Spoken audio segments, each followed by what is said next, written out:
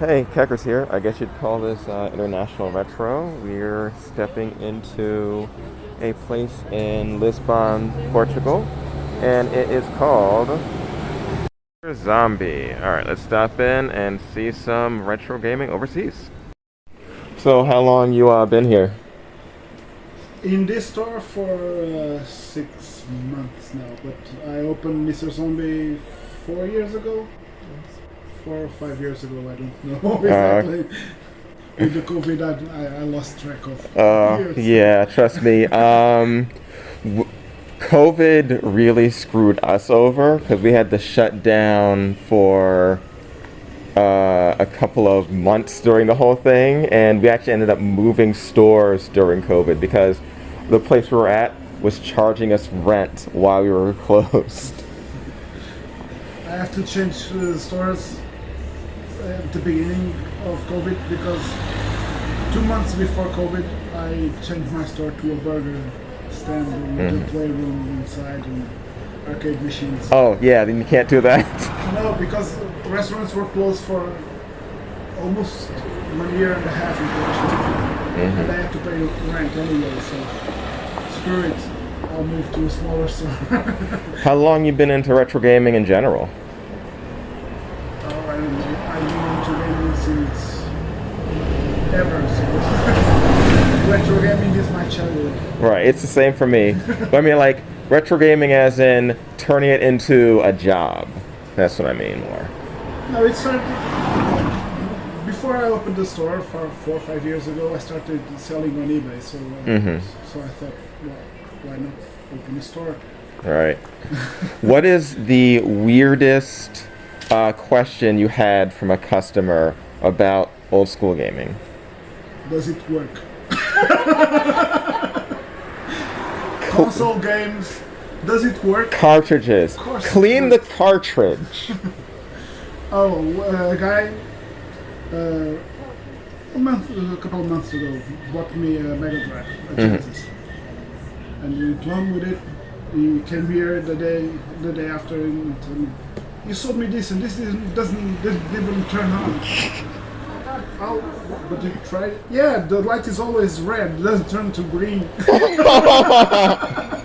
Okay. No, it's supposed to be red. Have you plugged it? Yeah, I did, but it doesn't show anything. Did you tune the channel?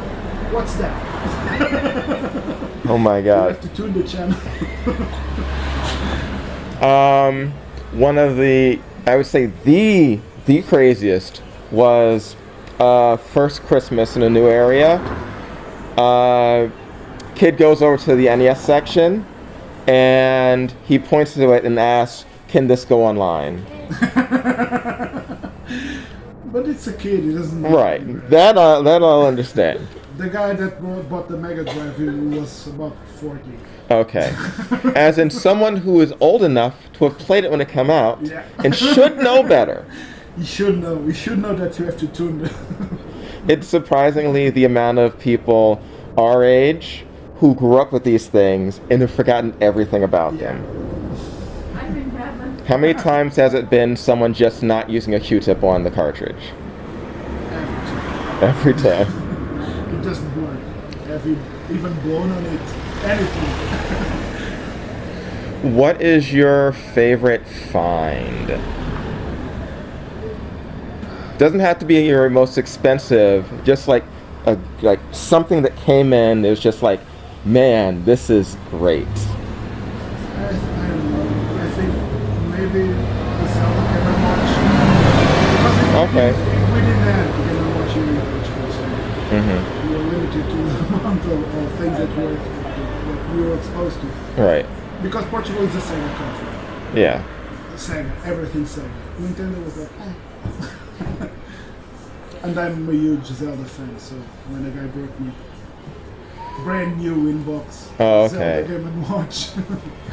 Oh yeah, that type of stuff is just the little personal stuff. Not the stuff like the most graphics, not the stuff that's most expensive, just the stuff that's just like, I always wanted this thing. Yeah. What are your... Alright. Cartridges, consoles. How hard is it, and how important has it been to maintain and like preserve games that are just vanishing? That's an hard question. I know. Like, is that part of like what's gone into it? I think what's the most troubling is the bad games. Mm-hmm. People destroying bad games because they are bad games. Right.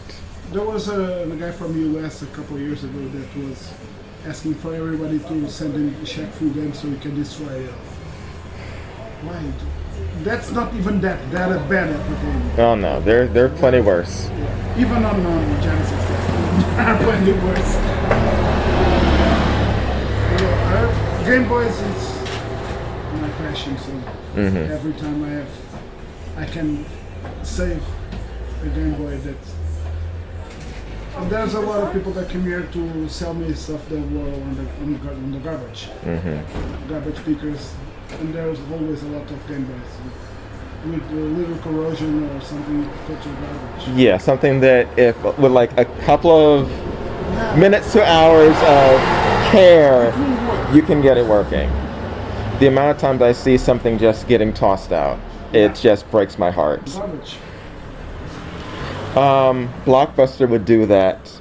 They would just toss out so much of their stuff, which is just, I see it as the same as like film history. Like, Yeah, it's the same. 90% of American film history, 90% of world film history doesn't exist because the theaters would just toss it out. Yeah. And the rental games are the same, and the rental movies, all trash. And digital gaming is doing the same. I know the guy that does a stand on the flea market. So, and he doesn't have a clue about video games. He's selling dirt cheap everything, and tossing everything away. And he called me once just to talk with me, and there's nothing coming on with video games, so that's why I didn't call you any earlier. There was a guy that came here with a big metal thing with Nintendo written on it with blanks inside. Oh no. What did you do with it? Oh, I didn't bought it. The guy wanted $20 for it. It's nothing. Just call him. Yeah. Find out where it is and buy it. I will pay more if you want to. Because he just couldn't contact the guy that day. He just the next day. So the other guy, when no one wanted to bought it, broke it apart and sell the metal for scrap.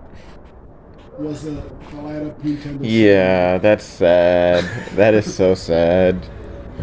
If you went to a collector for 20, so I would be happy for it. But for metal, it was like $2-3. How's he like the retro community in the area? Yeah. I think it's the same everywhere. There's a good part of retro community that's the other conflicts and discussion. YouTube channels, the same everywhere. Any issue with like people bringing in counterfeit stuff? Oh, yeah. Always. I mean, that's everywhere, but Yeah, because people don't even know it. They bought it years ago and they didn't even know it was. I've seen a big upswing with that with COVID and people being home and wanting to get stuff, and there being an influx of Mainly in Pokemon. yeah. I'm always fearful of buying a Pokemon game. I had one of our customers, like a regular. He's been with us for like 6 years. He went to like a Facebook just meetup to pick up a bunch of Pokemon stuff. Picked up the Game Boy, Game Boy Color, Game Boy Advance, all the way up to DS. He spent around like $300. He came into the store, I had to tell him every single one of them was counterfeit. It's AliExpress. Yeah. AliExpress sells every game, every Pokemon game. Well, every game in general. Doesn't mean they'll work. I got some months ago Zelda Minish Cap for a Game Boy, and I was those ones that you look at it, it's counterfeit. It says game on top. Oh, yeah. You know the ones. And I was saying, no, this is counterfeit. Oh, really? But he plays the game. And when I put it on, it appears Capcom. Yeah. Capcom, and then Zelda Minish Cap. Do you know that Zelda from Capcom? Well, there are some, but Zelda games. yeah. Cause yeah, like the Game Boy Advance ones were like developed by Capcom. Yeah, but it didn't say Capcom. Right. Right. I had someone who was looking for the Game Boy card reader for the Pokemon games, for like Pokemon Stadium. He came in, picked it up, and when he went home he said, "Oh, it doesn't work." I said, "Okay, I'll bring it in, I'll give you another one. Maybe something's on the pin with it." He said, "This one didn't work." He got angry at the phone. I said, "All right, come back with the cartridge." The second he came to the door holding the cartridge, I could see, okay, this is the fakest looking Pokemon Yellow I've seen in my life. It's not even the proper shade of yellow. I reached in the counter, pulled out, this is a Pokemon Yellow.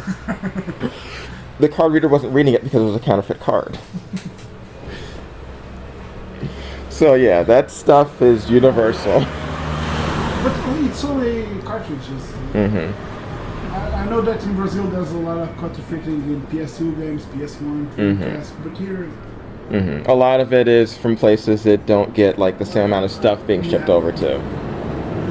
So you ship. Where do you ship? Worldwide. Worldwide? Okay. Yeah. The thing I keep telling you to do. Yeah, so yeah, I saw your site and it's like I'm going to I'll list it at the end of this. And Are you selling PAL stuff well there? not really, no. No? In the area I'm at, there's not really a demand for it. Because I know in the US they are buying a lot of PAL stuff. On eBay, everything is going Oh yeah. to the US. Because it's cheaper, right? Yeah. In later years, when everything is universal, it doesn't matter. Yeah. There's a little demand, not much in like the area that I'm specifically in. Because I'm over in Pennsylvania. Yeah, Allentown, Pennsylvania. Okay, just gotta take some pictures and stuff around. Yeah. Okay.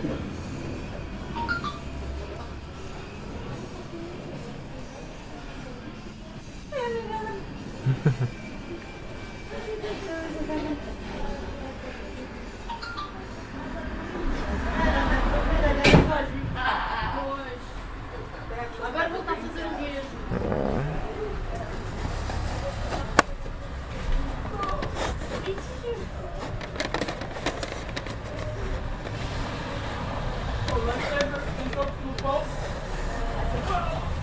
Sim, estava a fazer treino. We are 3D printing lightsabers. Oh! Está tudo bem? Estou a trabalhar. Mas consegui arranjar parece um daqueles botes que se não, quero que pareça uma arma. Quero que pareça de metal, quero que dê certo, quero que fique. Tem cor? Vai ter cor? LED? Não, é a arma de couro. Com um expositorzinho, com uma luz por baixo para iluminar, uma coisa em vidro. Vou pôr no escritório aqui, ver se não estava com luz. Vai mesmo. E aproveitar. Eu já vi acho que o resultado. E os meus nos Estados Unidos são giríssimos, mas não estão na boa de Portugal. Aqui por parte da família. Já agora, eu estou a ver muito por cá, mas a gente só tem ainda português para abrir esse livro. Não, o rapaz que veio aqui, elas mandou vir do AliExpress 3 Boa. e as 3 estavam mortas. Quando chegaram. Surprise. Big surprise. Oh my god. Ok. Sega Saturn. Já passa de um carro. Já descobri como é que faço esta cor. Um prateado cromático. Ah, como é que faz isso para aí? Não, não é spray, é verniz em pó. Existe. Mas existe verniz em pó. Punha de gel. Não, não, é um verniz vem num pozinho muito fininho. Aquilo que fica-se com o verniz normal. E depois mete-se o pó por cima. Esfrega-se o pó e fica cromado. Mas cromado. É feito para que se forte. Que se quer no lightsaber. Cromado. Oh my god, amiga. Olha, já compramos hoje por ser Pode? Oh my. Compramos? Quem? Temos à vontade. Macintosh. Acrílico, madeira. Para fazer stands, por exemplo, eu não estou a fazer acrílico também. Compramos, mas o que aconteceu com os peixes? Não tinha Estavas pobre? Comprei. Quer dizer, mas a vontade Aqui é 1000 euros. e como eu quero fazer também spots para os shows, fazer uma plaquinha gravada a dizer o certo. About the stranger thing that people ask me, at least one time every 15 days, somebody enters and asks me if I sell lamps. Wait, lamps? Yeah. Lamps. Do you sell lamps? No. Or take copies, Mhm. paper copies. Yeah. So Wait, we sell games. Did they look We don't sell around? lamps. Did they look around? I don't think they see electric stuff, so lamps.